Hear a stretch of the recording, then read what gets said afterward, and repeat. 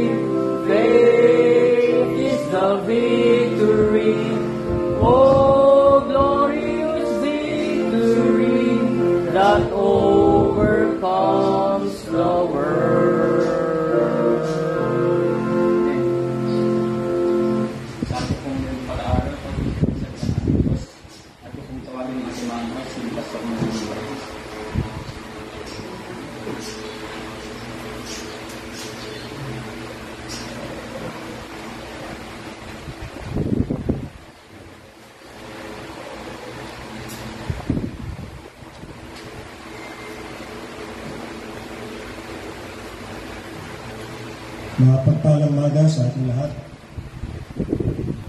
Araw.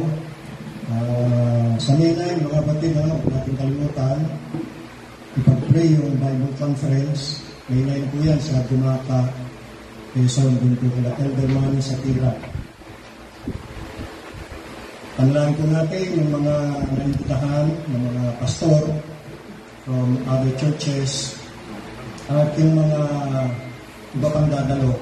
Sana ay mabuksan sila ng Panginoon sa katotohanan, sa tamang aral. Pag-pray din natin yung mga speakers, mga magpipreach, na may gabayan sila ng Panginoon, may pahayag ng kanyang mga salita na mayroon pong kaliwanagan at katotohanan at may kapangyarihan ayon sa pagkilos ng Holy Spirit. Sa amin sa prayer yan natin. At kung meron kayong may tulong pinansyal to support the work, so alam nyo lang po sa akin para may padala po natin yan na elder money sa tula. Alright, buksan po natin muli ang ating mga Bibles sa Matthew chapter 23. Matthew chapter 23. Let us read verse number 27 and 28. Matthew chapter 23 verse number 27. Narito ang sinasabi ng banal na kasulatan. Woe unto you, scribes and Pharisees, hypocrites! For ye are like unto white sepulchres, which indeed appear beautiful outward, but are within full of dead men's bones, and of all uncleanness. Even so ye also outwardly appear righteous unto men, but within ye are full of hypocrisy and iniquity. Externalism. Yan po ang pamagat ng ating pag-aaralan ngayong umaga. Muli tayong dumulog sa Diyos sa panalangin. Kataas-taasan, makapangyarihan, banal na Diyos, aming Ama na nasa langit, sambahin kayo, luwalapit purihin sa inyong kataas-taasang kalagayan. Maraming salamat sa lahat ng kabutihan sa amin, sa lahat ng iyong kawan at biyaya na patuloy niyong ginagawad sa amin sa bawat araw ng aming buhay. Na-appreciate namin, Panginoon Diyos, lahat ng aming pagpapala, kabutihan, biyaya sa amin, sa lahat ng mga mabubuting bagay na pinangyayari niyo po at pinagkakalog sa amin. Grateful and thankful kami sa inyo, Panginoon Diyos. Salamat sa iyong talinga, sa iyong pagmamahal, sa iyong pag-aaruga. Dalangin po namin, prepare niyo po ang mga puso at isipan sa pagtuntay ng inyong salita. Kami humaharap sa inyo, Panginoon Diyos. Wala akong anumang lihim ang naikukubli. Nakikita niyo ang tunay na anyo at nilalaman ng mga puso. Kaya naman, ikaya po, Panginoon Diyos. Tulugan niyo po kami na makita namin ang aming mga sarili sa salamin ng mga salita. Magabagin niyo kami sa aming mga kasalanan. Magkaroon kami ng tunay na kalungkutan at pagsisisi. Magsisigtan niyo ang aming mga puso ng takot sa inyo upang kami po ay huwag humiwalay sa inyo. Bagkus kami po ay tatalim at susunod sa inyo. Gawin niyo pong pagpapala sa lahat ng mga makikinig ang mahalagang mensahe sa amin. Mahayagawa kayo, Diyos, may taas kayo, Panginoon at na si Yesu Cristo at ang Banal Espiritu po ang gumawa kami sa aming lahat. Sa banal na pangalan ng Panginoon Jesus, ito po ang dalangin. Amen. Basahin ko po sa Tagalog. Matthew chapter 23, verse 27. Ganito ang sabi sa Tagalog.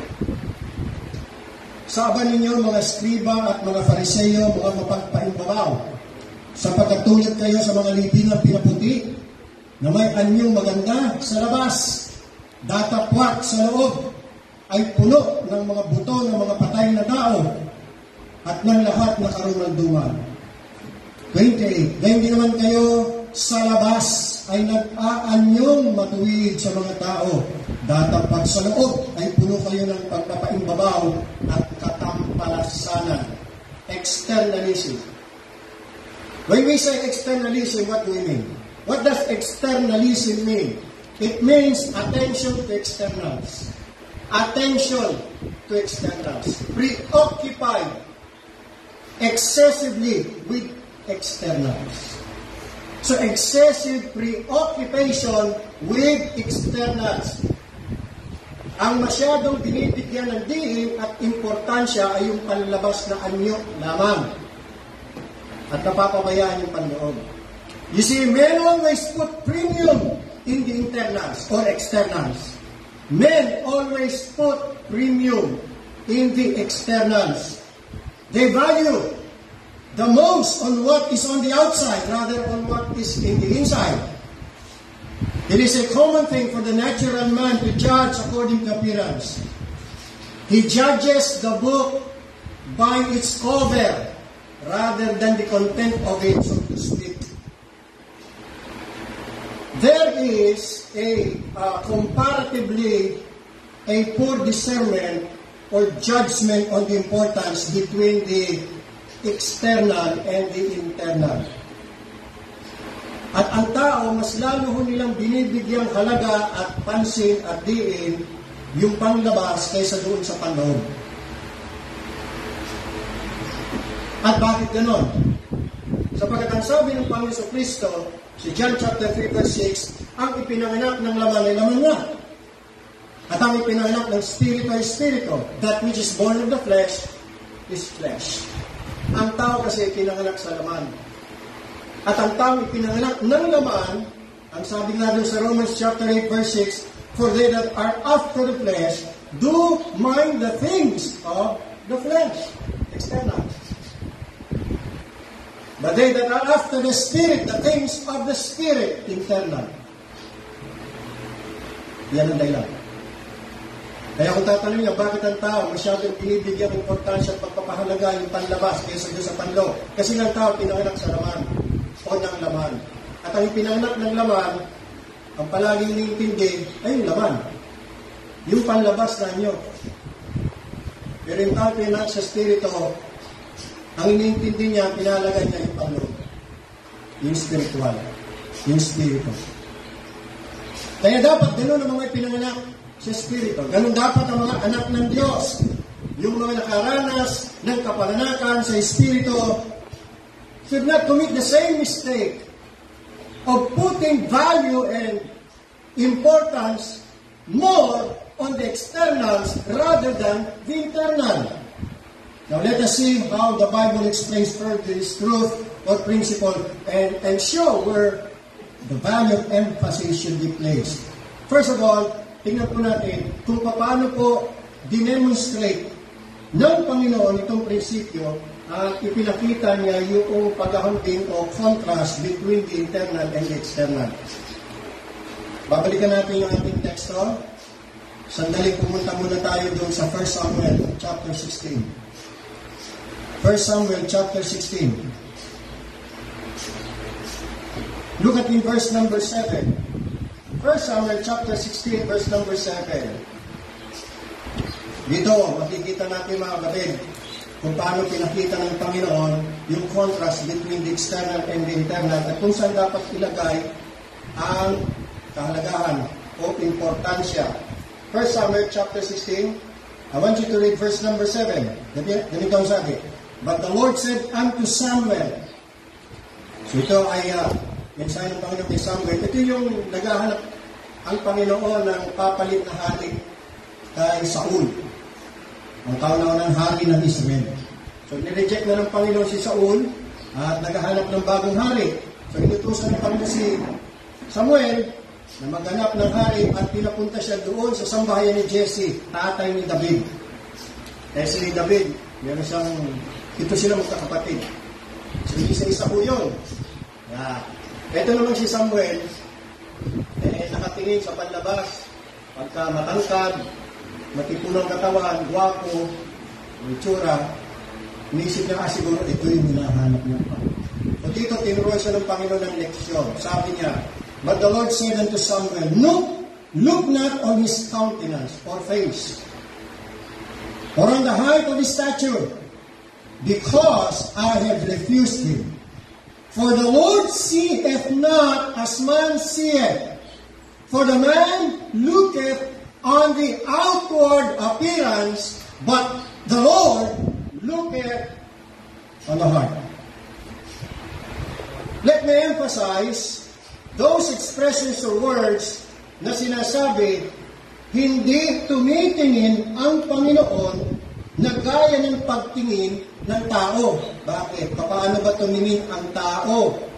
Sapagkat ang tao ay tumitingin sa mukha o panlabas na anyo, external, outward appearance. Ngunit ang Panginoon ay tumitingin sa puso. May isang mata na nakikita ang lahat ng bagay kung ano talaga sila. Ito ang mata ng Panginoon. At ang mata na ito ay nakakakilala, nakakatantya, at humahatol ng may buong kawastuhan at katotohanan. Itong matang ito kahit kailan hindi magkakamali sa kanyang tansya at paghatol sa kung ano ang tunay na kalalagayan ng bagay na yon. Kakaunti lamang po ang tunay na nakakakilala sa kanilang mga sarili. At yan ay isang malungkot na katotohanan. Tanungin ko kayo, ikaw ba kilala mo ang lubos ang iyong sarili? Kilala ba natin ang lubos ang ating mga sarili? I doubt. Kasi minsan, sabihin mo sa sarili mo, may dito sarili ko, bakit ako ganito? Kita mo.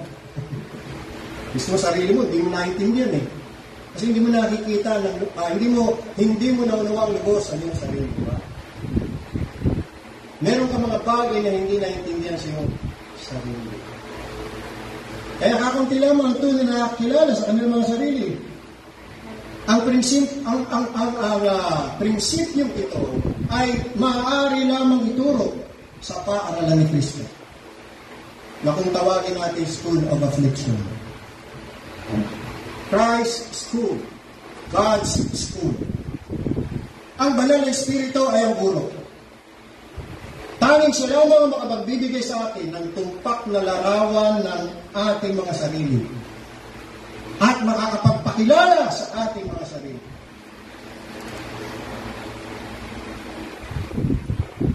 Yung pong unbelief, kawalan ng pananampalataya at kayabangan ng pride, yung pong pag-ibig sa sanlibutan at karnal na inclinations, yan po yung mga bumubulag sa isipan at bumubulok sa puso. Sabi ng ating binasa, sapagkat hindi tumitingin ng Panginoon na gaya ng pagtingin ng tao. Tandaan natin yan. Napakalaki ng pagkakaiba. Kaya sabi ng Panginoon, ang aking mga daan ay hindi nyo mga daan, ang aking mga kaisipan ay hindi nyo kaisipan. The Lord looketh not as man seeth.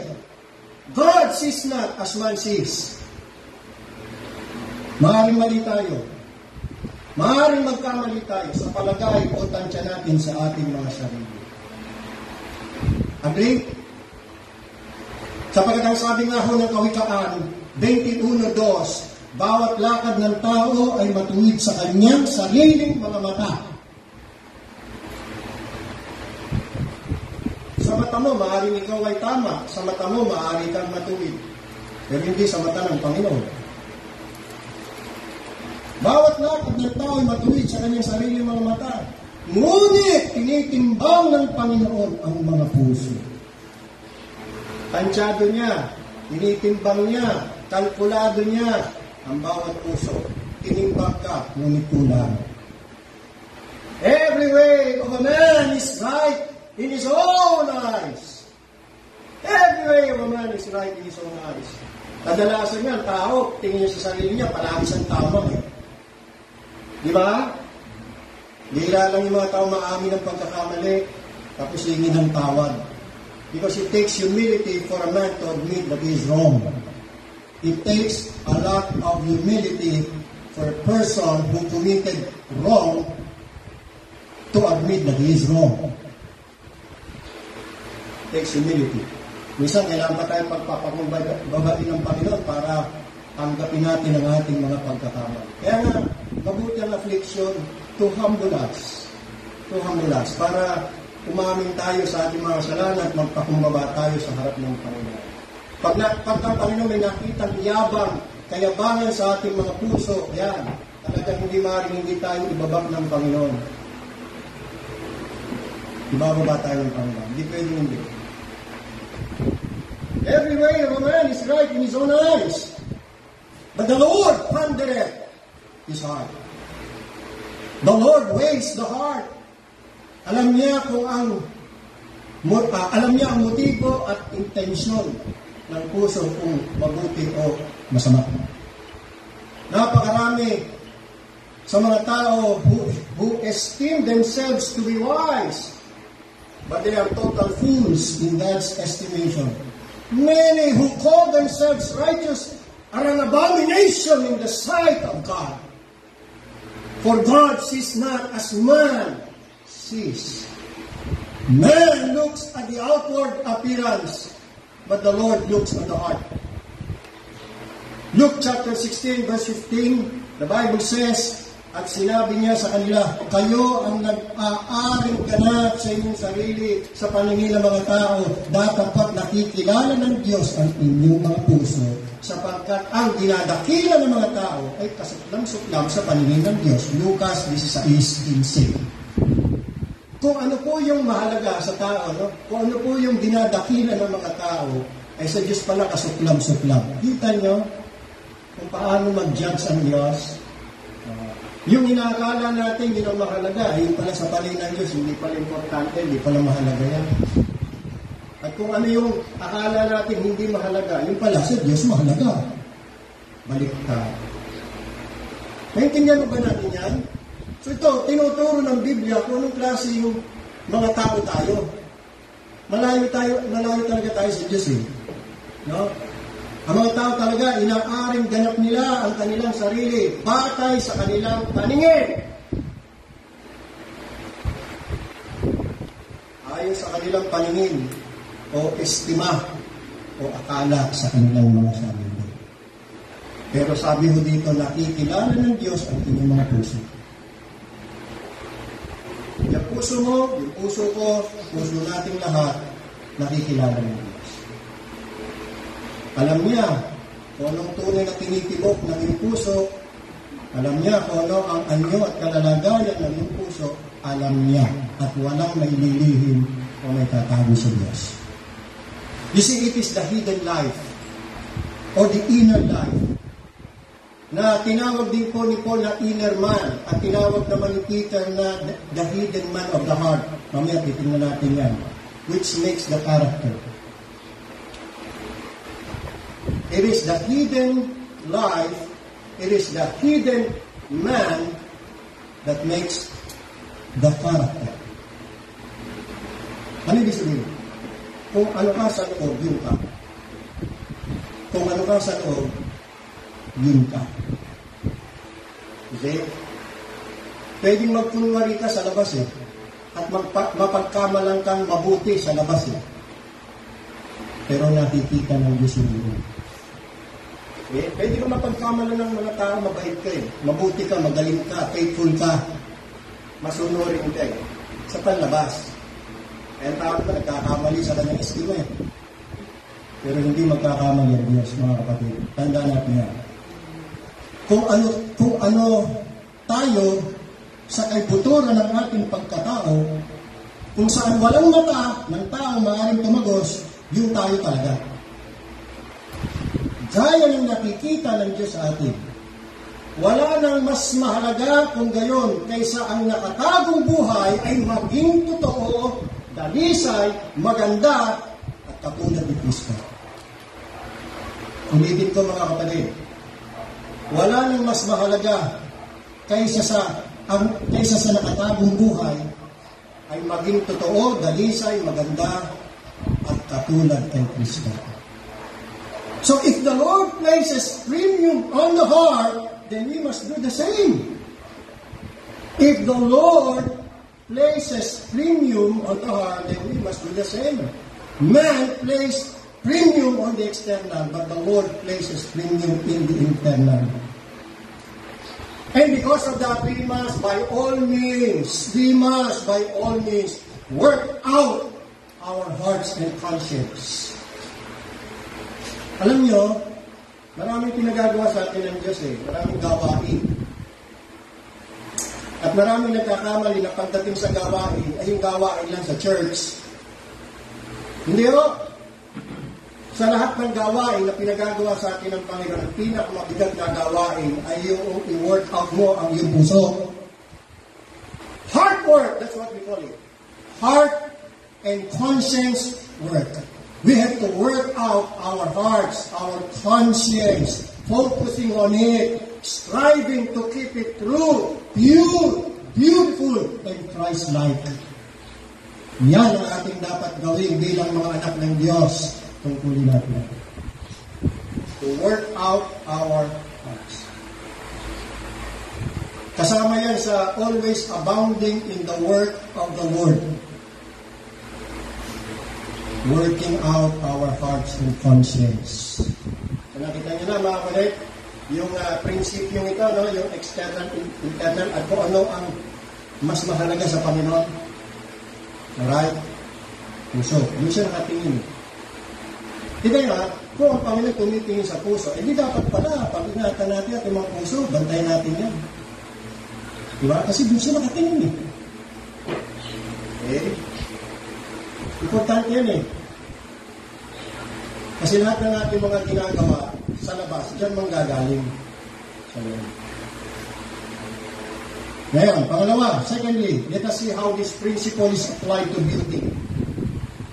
A contrast between outward beauty and inner beauty. Question, alin ang mas o higit na mahalaga pagdating sa kagandahan? Panlabas o panloob? Kaya natin ang Bible ang sumagot. Proverbs chapter 31. Proverbs chapter 31, verse 30. Proverbs 31, ayan ang sagot sa ating tanong. Alin sa dalawa ang higit na mahalaga? Sabi sa English, King James Version, favor is deceitful and beauty is vain. That is the external. But a woman that feareth the Lord, she shall be praised. That is internal. Tagalog, ang lingap ay magdaraya at ang kagandahan ay walang kabuluhan. Sa paningin ng Diyos. Ngunit ang babae na natatakot sa Panginoon ay siya'y pupurihin. Yan pong pagnanais na maging maganda ay pangkaraniwan na yan sa mga tao, lalo na sa mga kababaihan. Pangkaraniwan yan. Natural lang naman ho yan eh. Ngunit tandaan ito. Tandaan lang natin na ang tunay na kagandahan ay hindi sa mukha, kundi sa kaluluwa. Ang tunay na kagandahan wala sa labas ng loob. Nasa loob. Mayroon pong isang napakagandang kagandahan, napakalalim na kagandahan na pangmatagawa. Hindi nakapawit, hindi po tumatanda, hindi po pumapangit. Na ito po ay maningning kahit sa pinakasimpleng mukha. At ginagawa itong kaibig-ibig. Ito po ang kagandahan na dapat unang hahanapin at hangapan. Ito po yung katangian ng isip at puso. At ipinakikita sa salita at sa gawa. Again, ano po itong kagandahan ito? Ito po yung katangian ng puso at isipan. Na ipinakikita po yan at ipinapahayag sa salita at sa gawa. Yung isang masayang puso, nakangiting mukha, mapagmahal na salita at gawa, at pagnanais na maglingkod, yan, ang mga ito, ang magpapaganda kahit sinong babae. This is true beauty of the soul. Without true beauty of the soul, a pretty face is a dangerous gift. Without true beauty of the soul, a pretty face is a dangerous gift. Tandaan niyo po yan, mga kababaihan. Kaya nga po nung si Pedro ay nagturo para sa mga kababaihan na may mga asawa, Ito ang kanyang pangaral. Punta natin sa 1 Peter chapter 3, verse 1. Basahin natin yung napakaganda at napakahalagang paturuan dito ni Apostol Pedro para sa mga kababaihan, lalo-lalo na sa mga may asawa na. 1 Peter chapter 3, verse 1. Sabi ni Pedro, likewise, ye wives, be in subjection to your own husbands, that if any obey not the word, they also may without the word be won by the conversation of the wives. The word conversation means conduct or manner of life. Tagalog, ganyan din naman kayong mga asawang babae, pasakop kayo sa inyong sarili-sariling asawa. So, ugali nga na tinuturo, conduct, upang kung ang ilan ay hindi tumali magsasalita, ay mga hikayat ng walang salita sa pamamagitan ng ugali ng kanyang asawang babae. So dito ay pinagpapalagay na itong asawang babae ay mananampalataya. Tapos yung kanyang asawa na lalaki, unbeliever. So itinuturo dito kung paano aasal ang isang asawang babae na mananampalataya towards her unsaved or unbelieving husband. The emphasis na nilagay ni Pedro ay doon sa ugali ng babae. Pasakot. Maging submissive siya. Sumunod sa kanyang asawa. Kahit yung asawa niya walang hiya. Susunod pa rin siya. Ikagalan niya, i-respeto niya. Yun ang kalooban ng Panginoon eh. Wala namang kayo mababasa sa Biblia na ikagalan na at susundin yung asawa na napakabait. Pagka walang hiya na, bastusa na. Wala namang gano'n. Susunod pa rin. May tiis ka, yun ang napili mo eh. Kung gwapo, sinunggaban mo na agad. Hindi mo rin yung kanyang ugali. Kaya kayo mga young ladies, no? Hindi ko magwapo, sunggab agad. Hindi ko mayaman, sunggab agad. Hindi ko mapera, sunggab agad. Tingnan niyo yung ugali. Yung ugali, mahirap baguhin yan eh. Panginoon na mga pagbabago dyan.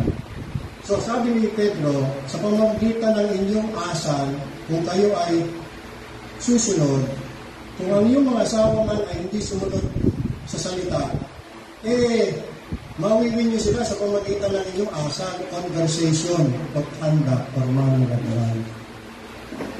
So there is an impact doon sa kagandahan at kabutihang loob na mayroon kayo. There is going to be an impact. Verse 2. While they behold, ano yung kanilang binibehold ng mga unsaved husbands? Your chaste conduct coupled with fear. Yun ang tinitingnan. Sa pagkamasid nila ng inyong ugaling, mahinhin na may takot. Ngayon, alam niyo na kung anong kalooban ng Panginoon para sa inyong mga kababaihan. Magkaroon kayo ng ugaling mahinhin na may takot. Mahinhin na may takot. Verse 3. Nahuwag sa labas. Kamalin? Nahuwag sa labas. Makita niyo? Nahuwag sa labas ang kanilang paggayak na gaya ng pagpapahiyas ng buhok at pagsusuot ng manghiyas na ginto o pagbibihis ng maringan na damit, whose adorning let it not be the outward adorning. That's external. Tama? Like the plaiting, the hair, pagtitirintas ng buhok, pagsusuot ng mga alahas, magagandang mga damit, panlabas yan eh. Ibig bang sabihin ni Pedro, magmukha na kayong losyang, bayanin na huwag na kayong mag-supply pag-isip sa umaga, at huwag na kayong mag-toothbrush, at hindi yan mahalaga. Hindi naman ganyan ang sinabi ni Pedro dito eh. Kung ako magta-translate nito, lalagyan ko ng salitang only. Tapos ganito ang basa, whose adorning, let it not be the outward adorning only. Mahalaga din naman mga kapatid ang personal hygiene. Right? Mahalaga din naman. Para kasi pag hindi na kayo masikaso sa inyong mga sarili, baka kayo wala yan na naman yung mga mister. Baka nakahintasin yung chikdeha. Hindi naman sinasabi mo ayusin ang katawan, ayusin ang sarili. Ang importante dito mga kapatid, what we're doing is comparison. Comparatively, relatively in comparison, ano ang mahalaga? I'm not saying na yung panlabas na anyo ay hindi mahalaga. No? Wala din naman sinasabi ang Panginoon doon sa binasa natin sa chapter 16 verse 7 ng 1 Samuel na yung panlabas hindi mahalaga. At unahin na si David guwapo rin yun Kung itutuloy yung basa, magandang lalaki si David. Kaya lang, hindi mo yun ang naging basihan. Pero sinabi rin ng Bible, guwapo si David. Kasi ang tao tumitingin sa panlabas Hindi natin may TV na yan, hindi natin may kakailayan. Talagang tao by nature tumitingin talaga sa panlabas. At doon sila umakatot ayon sa panlabas nilang nakikita. Pero ang higit na mahalaga, talaga kasi yung panloob dahil ang Panginoon tumitingin doon sa panloob. Ano pa ba naman ang mas pahalaga natin? Yung sinasabi ba ng mga tao, yung sinasabi ng Panginoon? Kaya babalansin din natin mga kapatid. Pareho mahalaga yan. Ang pinag-usapan natin, ano ang higit na mahalaga? Parang mahalaga. Parang higit na mahalaga. Yung palabas o panloob. Siyempre panloob. Yan. Kaya nga sabi sa verse 4, kundi, ito dapat atupagin, kundi ang pagkataong natatago, that's internal, natatago sa puso na may damit na walang kasiraan ng alin. Anong klaseng damit? Ng espiritong maamo at payapa. Meek and quiet spirit. Kaamuan. Ang kaamuan ay kabaliktaran ng kabagsikan at kayabangan at kahambugan. Kasi may mga babae, sobrang bagsik. No? Irera. Gabriela sila. Mga ugali. Laging may hawak ng itak. At agad na si Mister. See? Ang gusto ng Panginoon, dapat maamo. May kahinggilan nga At payapa na may, tingnan nyo, na may malaking halaga. Kanino? Saan? Sa paningin ng Diyos. Bakit? Sapagkat ang Panginoon tumitingin sa puso. Ngayon, mga kababaihan, alam niyo na kung anong kalooban ng Diyos para sa inyo. Alam niyo na kung ano ang klaseng ugali ang inaasahan sa inyo ng Panginoon. Mahinhin, kahinginan, maamo, at payapa puso. Espiritong maamo at payapa. Yan ang practicing nyo. Yan ang sanayin ninyo. Yan ang pagsikapan yung ma-achieve. Kasi pagdating sa araw ng paghuhukom, diyan kayo hahatulan ng Panginoon. Nakita nyo? Okay. Again, let us emphasize yung sinabi dito na may malaking halaga sa paningin ng Diyos. Kaya kung may mga babae na mas pinahalaga yung panlabas, nonsense yun. Fail yan sa Panginoon. Kasi ang Panginoon, pinahalaga niya yung panloob. Hindi siya nakatingin. So alam niyo na kung anong kalooban niya Diyos sa inyo, mga kababaihan. This is the will of God. Ang isang magandang kaluluwa na nagniningning mula sa isang simpleng mukha ay higit na aakit kaysa sa isang magandang mukha kung saan makikita ang isang kaluluwang puno ng pagkama sa sarili at pagmamayabang. At hindi lang ito, let me remind you na applicable sa mga kababaihan, kasama rin dyan, mga kalalakihan. sa lahat ng mga anak ng Diyos, babae man o lalaki. Yang ganyang conduct, applicable yan sa lahat ng mga anak ng Diyos. Now, thirdly, let us look at how this principle was used by Christ to rebuke the scribes and Pharisees because of their hypocrisy. Yan na. Punta na tayo sa ating teksto. Balik po tayo sa Matthew chapter 23. Matthew chapter 23. Napakaganda ng halimbawa na makikita ko natin dito, the demonstration and the enunciation ng principle na ito nang nirebuke ng Panginoon itong mga eskriba at pariseo dahil sa kanilang kahipokritohan. Napaka-hipokrito. Matthew chapter 23. Ito po mga eskriba at mga pariseo. Alam niyo ba na sila po ang napaka-reliyosong mga tao sa panahon ni Kristo? Yes. Napaka-reliyoso. Sila po yung mga makapangyarihang tinulong pangrelihiyon. Look at verse 2. Sa verse 2, sabi ko dito, ng Panginoon Jesus, na nagsasabi, nagtuturo ang Panginoon, at ang topic niya ay tungkol sa hipokritohan o pagpapaibabaw ng mga eskriba at mga pariseo.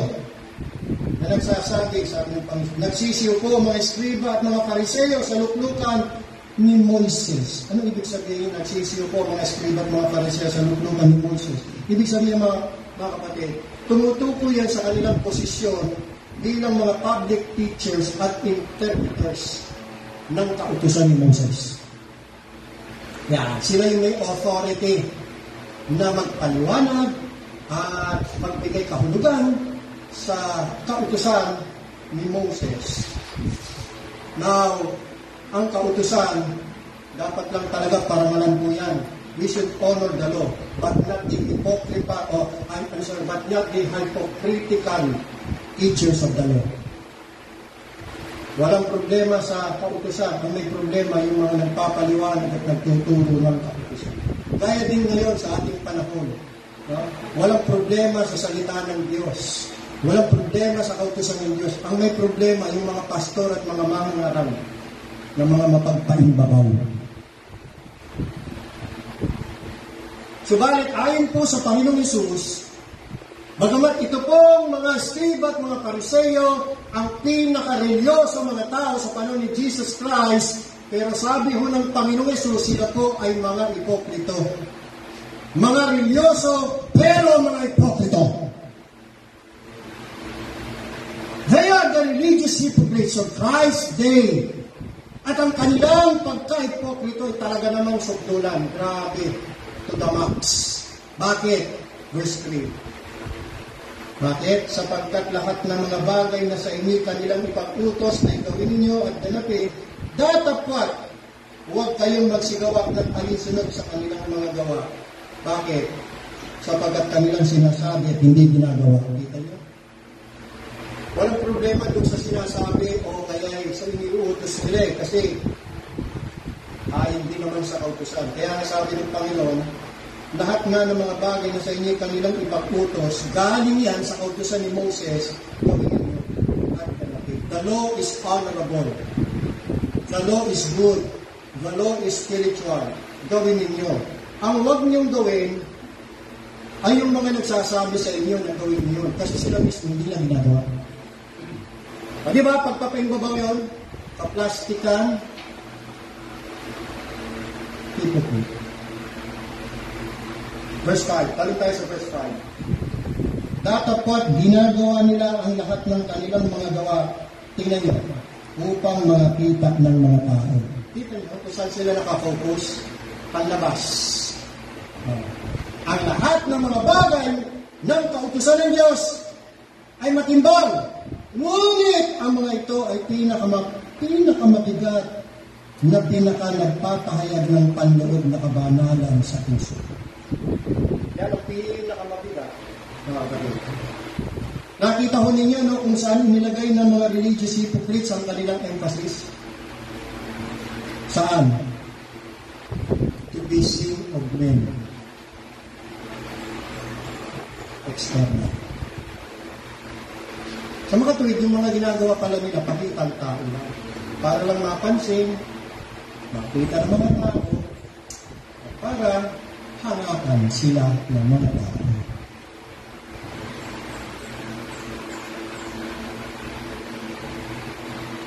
In-expose ng Panginoon yung hypocrisy ng mga Escriba at mga Pariseo na ang kanilang importansya ay yung panlabas na nila.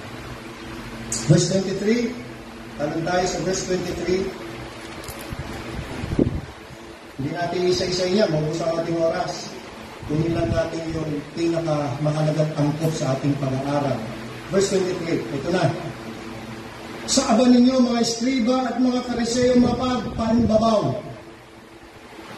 sapagkat na nagbibigay kayo ng sa ikapo ng yerba buena at ng anis at ng kumino at inyong pinababayaan di ginagawa ang lalong mahalagang bagay ng kautusan.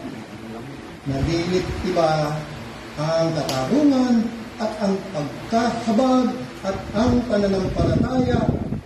Dapat sana ninyong gawin ang mga ito at huwag pabayaang gigawin niyaong iba. Nakita niyo mga kapatid, ang lahat ng mga bagay ng kautusan ng Diyos ay matimbang. Pero ang mga ito ay pinakamabigat. Ano yun? Na pinaka nagpapahayag ng panloob na kabanalan sa puso. Itong mga Escriba at mga Pariseo, tapat sila, faithful sila sa pagbibigay nila ng tithes. Sabi ng Panginoon, nag-iika po sila ng yerba buena at ng anis at ng kumino. Ito po yung mga yerba plants. So, required sila na mag-iika po.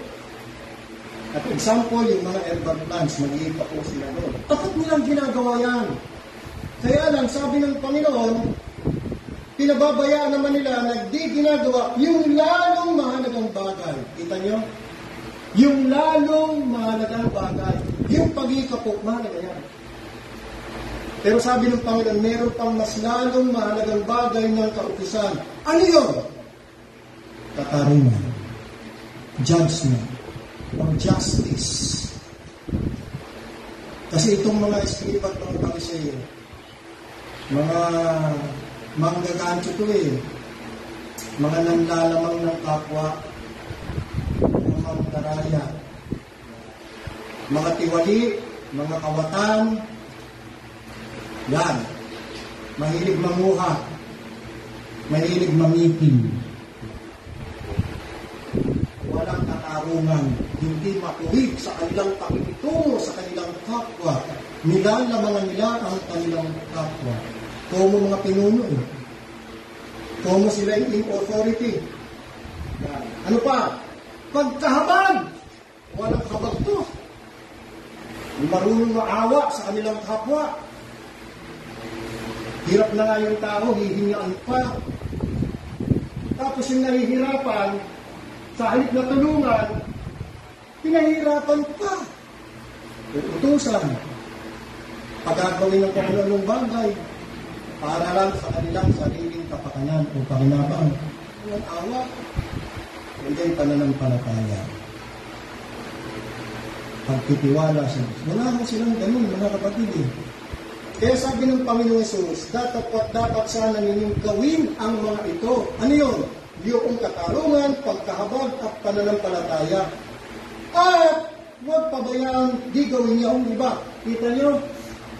Na ang tinutukoy dyan ay ang pag-ikapo at mga paglilingkod at pagsisilbi sa Panginoon. Parehas na mahalaga yan, pero higit na mahalaga yung internal.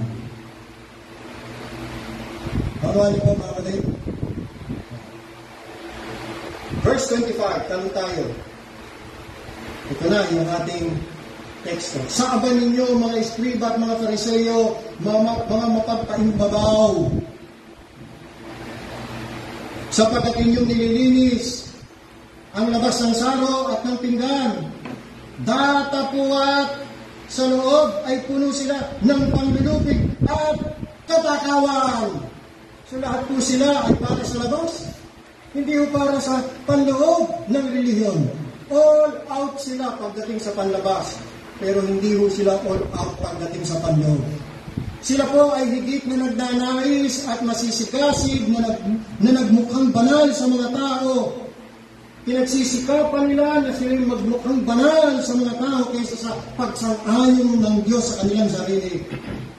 At sila po ay inihaling tulad ng Diyos sa dalawang larawan, saro at pinggan, at may binang pinaputi. Sabi ng Panginoon, mapagpaibal.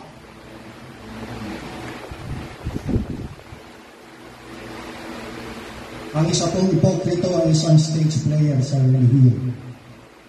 Na yan po yung pinakakahulugan ng salitang hypocrites. From the Greek word hypokrites. Yang salitang hypokrites, ginagamit po yan sa entablado ng palabas. Na yung aktor na gumaganap ay nagsusuot ng iba't ibang uri ng maskara. Halimbawa, kapag ang kanyang ipoportray ay masayang karakter, magsusuot siya ng maskarang nakangiti. Hindi pa kasi siguro marunong umarte mga tao. Kaya maskara muna. Pagka ipoportray niya ay malungkot, susuot siya ng maskarang malungkot. Ganun po yun. Pagka masaya, susuot siya ng maskarang nakatawa. Pagka galit, susuot siya ng maskarang galit. Hypocrites. Yun po tawag sa isang stage player. Actor. Sa mga kapatid, ito pong hypocrites, mapagpaimbabaw, siya ay nagpapakilala o gumaganap ng bahagi o papel ng isa na hindi siya o kaya hindi maaaring maging siya. Hindi siya yun. At hindi siya maaaring maging gayon. Yan ang ipokrito. And take note, kinukundina po ng Panginoon ang mga mapagpaimbabaw sa aba ninyong mga eskriba at mga pariseo. God condemns hypocrisy.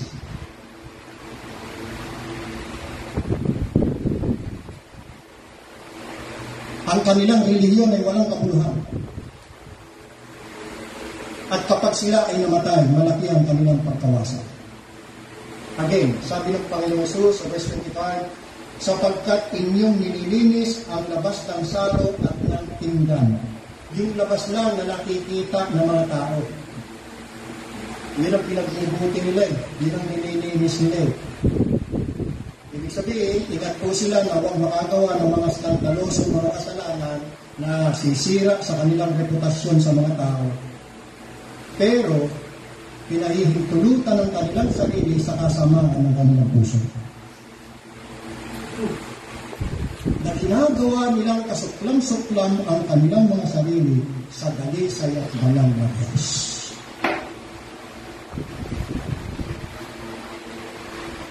Ingat na ingat sila, iniingatan nilang kanin ang kanilang karne o pagkain sa malinis na mga tasa at pinggan. Pero wala naman silang mga konsensya na kinukuha nila itong mga karne sa pamamagitan ng pamimikin. At gamitin itong labis. Siyempre, mga tao, nagbibigay sa kanila, mga para-search nila yan eh. Mga pinuno yan eh. Nagbibigay sa kanila, mga hudyo. Mga kung ano-ano. Pero pag kulang, naningin. Nangingipil sila eh. Kaya nga, sabi ng Panginoon, justice dapat, mercy, pakita kayo. Mahirap na nga yung tao eh. Ang gusto nyo pang hingin, tupa. Ikalapati lang pwede bigyan yan. Naghahanap pa kayo ng baka. Kita nyo? Ingat na ingat sila, nililinis yung loob ng kanilang mga tasa at pinggan sa pamagitan ng mga karne. Ngayon naman mga karne yun, kinuha nila sa pamagitan ng pangingiti at kalabisan. Tuloy ang basa. Datapwat sa loob ay puno sila ng panlulupig at katakawan. Ingat na ingat sila na huwag makita o mapaghinanaan ang kanilang mga kasamaan. At sila ay napagkamalan ng mga tao, ng mga mabubuting tao, pero sa loob, sa mga sulok ng kanilang mga puso, sila'y puno ng pangingikil, ng katakawan, at ng pagmamalabis, ng karahasan. Iyon po'y kawalan ng katarungan at kawalan ng pagpipigil sa sarili. Bagamat sila po ay mukhang mga makadiyos, sila po ay hindi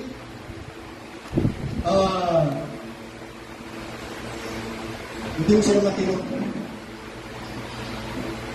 At hindi sila matuloy. Bagamat mukhang makadiyos, yung kanilang panloob na bahagi ay masama. Katulad po ng sinabi ni David sa mga awit 5:9. Psalm 5:9. Sapagkat walang pagtatapat sa kanilang bibig, ang kanilang kalooban ay tunay na kasamaan. Nakita niyo? Loob, masama. At ganun nga, kung ano tayo sa loob, ay gayon nga tayo.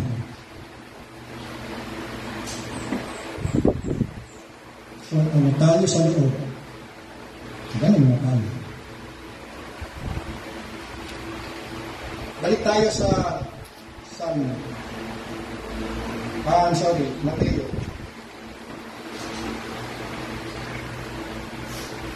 Ano yung panuntunan na ibinigay ni Kristo sa mga pinangangaralan niya? Verse 26. Ang same text natin, Matthew 23. Look at verse 26. Ikaw, bulag na Pariseo, ito dapat mong gawin. Linisin mo muna ang loob ng saro at ng pinggan upang luminis naman ang kanyang labas. Ikaw, bulag na Pariseo. Yan po ang problema ng isang bulag na pastor. Peste ng isang bulag na Pariseo. Hindi niya nakikita ang kanyang sarili. Bulag. Hindi niya nakikita ang kasamaan ng kanyang sariling puso. Hindi nakakita. At hindi matutuot sa ligim na kasalanan na nanatili doon sa kanyang puso. Mas may pa pala yung bulag, talagang bulag. Bulag to bulag. Literally bulag yung ating kanang mata. Pero binigyan ako ng Panginoon ng puso at bagong mata para tingnan ko ang aking puso. Kaya blessing po itong pagkabulag sa akin ng Panginoon. Kasi meron akong mga nakita na dati hindi ko nakikita. Mas lalo kong nakita ang kaunihan ng aking puso. At ang pagiging hindi ko karapat-dapat sa Panginoon Diyos. Kaya parang meron na rin akong bagong mata. A new eye. Preaching ni Brother Roger. Bagong mata. Spiritual eye. Kaya itong mga Pariseo, yan ang problema nila Bulag. Hindi na nakikita yung kanilang mga sarili, yung tunay na anyo at nilalaman ng kanilang mga puso. Hindi na nakikita yung kasamaan ng kanilang sariling puso at hindi sila napupuot sa lihim na kasalanan na nananatili doon sa kanilang mga puso. Yan yung kamangmangan ng sarili. Hindi Hindi nila kilala, hindi nila alam ang kanilang mga sarili. At ang kamangmangan sa sarili ay ang pinaka-nakakaya at nakakasakit na kamangmangan tulad ng iglesia ng Laodicea. Thou knowest not that you are poor, wretched, miserable. Thou knowest not. Ganyan din tayo mga kapatid. Hindi natin alam hanggang sabihin sa atin ng Panginoon, ganito ka. Kasi ang Panginoon nakakalam. Ang dapat gawin ay, sabi ng Panginoon, linisin mo muna ang loob ng sarok at ng tingnan upang luminis naman ang kanyang labas. Ang pangunahing bagay na dapat asikasuhin ng bawat isa sa atin ay dapat na hugasan ang ating mga puso mula sa kasama. Jeremiah chapter 4 verse 14. Jeremiah chapter 4 verse 14. Ito po, pakinggan niyo kung sabi dito. O Jerusalem, hugasan mo ang iyong puso sa kasamaan, upang ikaw ay maligtas. Hanggang kailan titigil sa loob mo ang iyong mga masamang pag-iisip. Hugasan mo ang iyong puso sa kasamaan. Ang pangunahing gawa ng Kristiyano ay nasa loob. Para po malinis mula sa karumihan ng Espiritu. Yung po mga corrupt affections, corrupt inclinations, yung po mga lihim o sikretong pagnanasa na nakatago sa kaluluwa na hindi nakikita at hindi napapansin, ang mga ito'y dapat munang masupil at mapatay.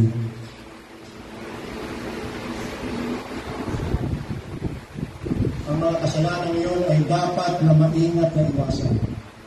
Na tanging ang mga mata lamang ng Diyos ang nakakita o nakakasaksi. Siya po yung Diyos na sumisiyasat ng puso. I, the Lord, search the heart. Last, verse 27. Balik tayo sa Matthew 23. Patuloy ang pagkundina ng Panginoon sa mga hipokritong mga eskriba at mga pariseyo. Sa aba ninyo mga eskriba at mga pariseyo, mga mapagpaimbabaw, sapagkat tulad kayo sa mga libingang pinaputi, na may anyong maganda sa labas. Kita nyo, ang labas lang talaga ang pinagbubuti nila eh. Para silang, doon sila Panginoon sa libingan, di ba? Libingan, maganda sa labas, pero sa loob, datapot sa loob, sabi dyan, ay tunok ng mga buto, ng mga patay na tao, at ng lahat na karumagdula. Mabaho.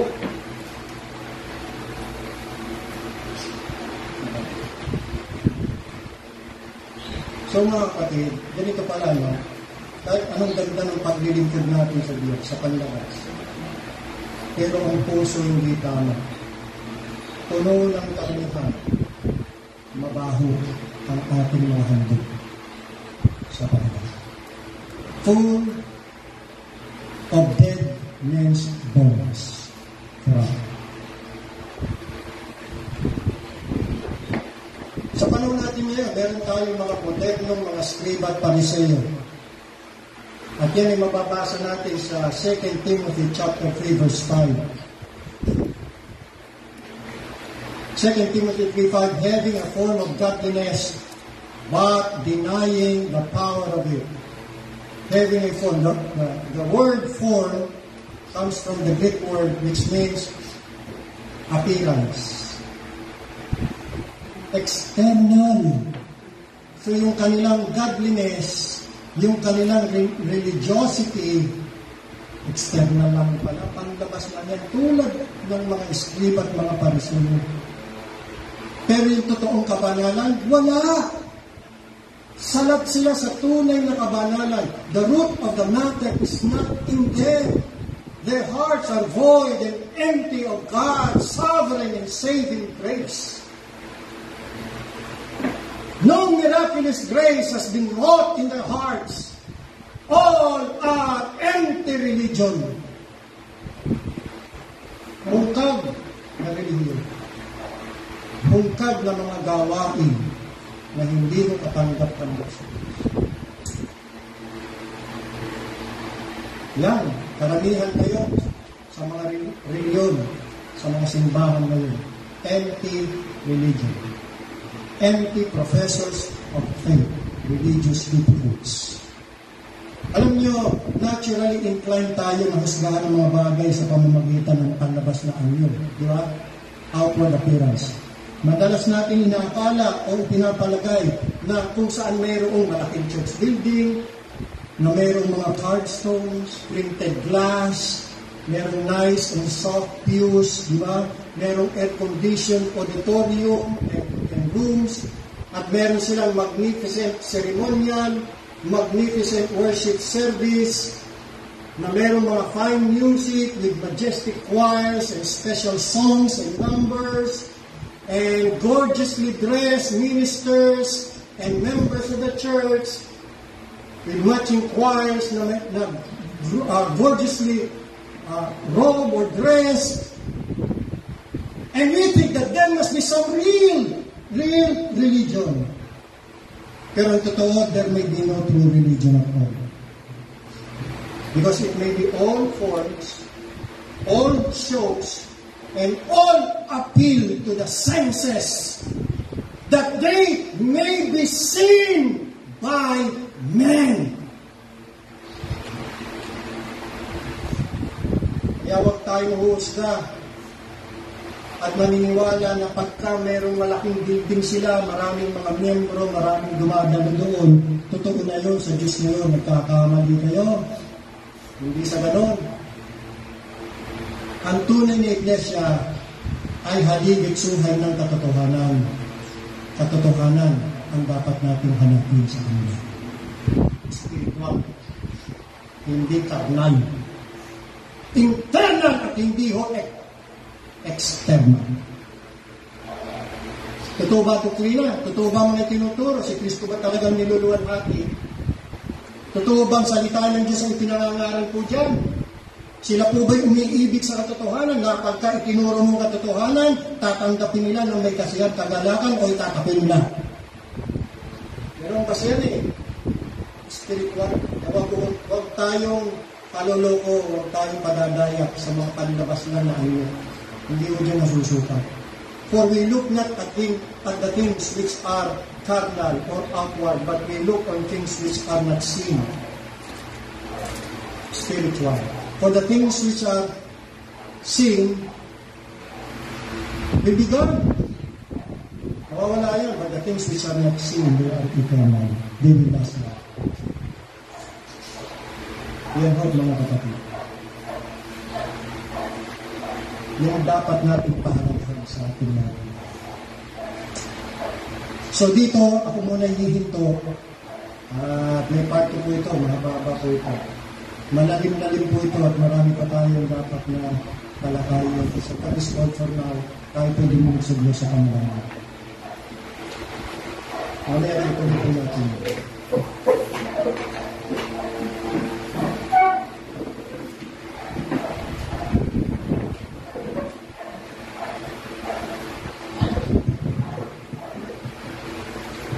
Panginoon namin Diyos, makapagulong dakila sa lahat. Salamat sa iyong mensahe sa amin na pinakita yung kahalagahan ng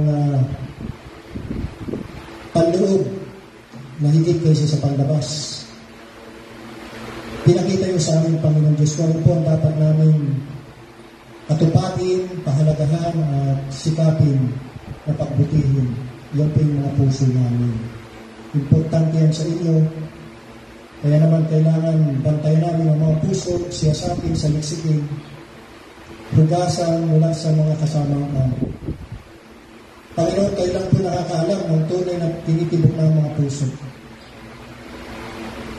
Gaya ng sinabi sa Ezekiel 17:5 na ang puso'y magdaray at ikot na masama.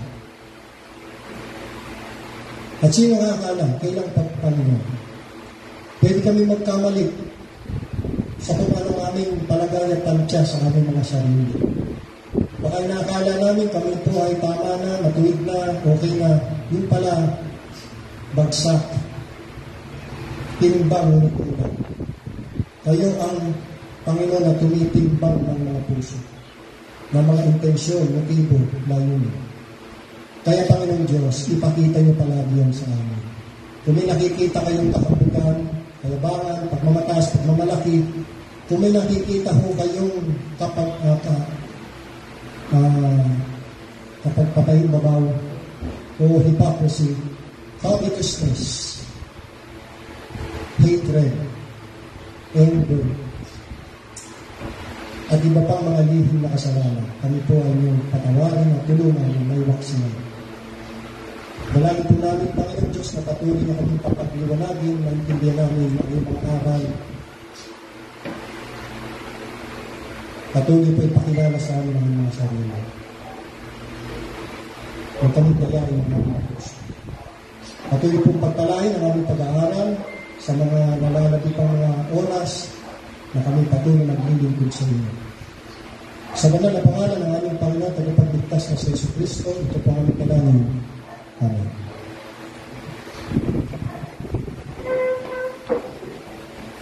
Awitin natin ang doxology, sambahin pa rin natin ang ating Diyos. Praise God from whom all blessings flow. Praise Him, all creatures here below. Praise Him above the heavenly host. Praise Father, Son, and Holy Ghost. Amen. Amen. Amen.